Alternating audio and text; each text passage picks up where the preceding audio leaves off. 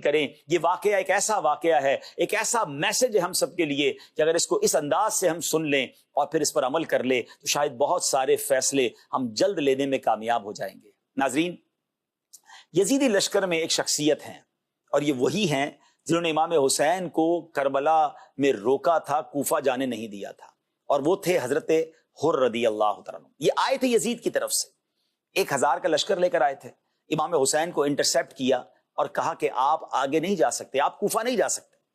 امام حسین نے کہا مجھے تو خط لکھ کر بلایا گیا, میں لڑنے تو نہیں آیا, اگر نہیں جانے دیتے تو میں واپس چلا جاتا ہوں.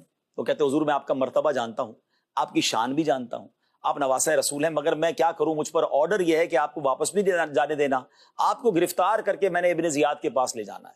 اب یہ نیگوشیشن چل رہی ہے. امام حسین کہتے ہیں میرا قصور ہی کوئی نہیں ہے. نماز کا وقت ہوتا ہے, جب امام حسین امامت کے لیے کھڑے ہوتے ہیں تو جو یزیدی قافلے میں آئے تھے حر, مگر نماز وہ امام حسین کے پیچھے پڑھتے ہیں.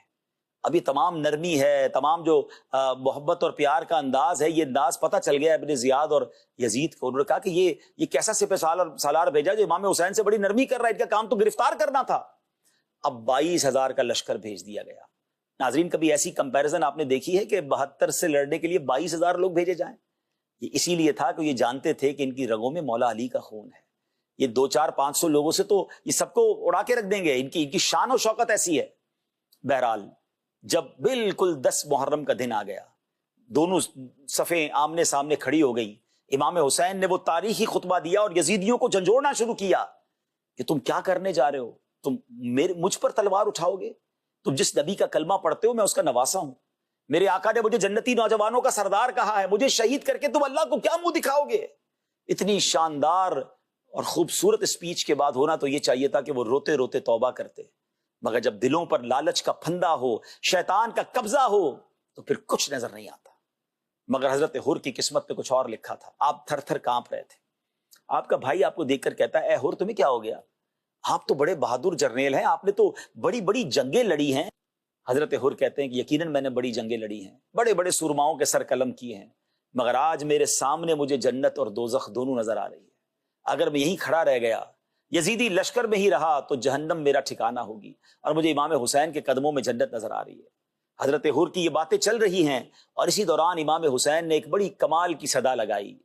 کربلا کے میدان میں ایک آواز گونجتی ہے کہ ہے کوئی جو آج اہل بیت پر اپنی جان قربان کر دے. حضرت حر نے یہ سننا تھا, بس انہوں نے فیصلہ کیا, اپنا گھوڑا دوڑایا اور امام حسین کے قدموں میں آ گئے. ہاتھ جوڑ کر کہتے ہیں حضور سب سے پہلے تو مجھے بتائیں کیا مجھے معافی مل سکتی ہے, میں نے آپ کو روکا تھا. وہ تو امام حسین شفیق مہربان اس نبی علیہ الصلوۃ والسلام کے نواسے ہیں جو خون کے پیاسوں کو معاف کرتے تھے, آپ نے معاف کر دیا.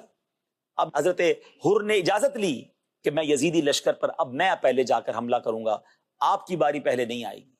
اور اجازت ملنے پر حضرت حر یزیدیوں کی طرف آتے ہیں. اب امام حسین کی طرف سے لڑنے آتے ہیں, تلواریں اٹھاتے ہیں, کئی یزیدیوں کے سر اڑاتے ہیں, اور آخرکار خود بھی زخموں سے چور چور ہو کر شہادت کا مرتبہ پا لیتے ہیں.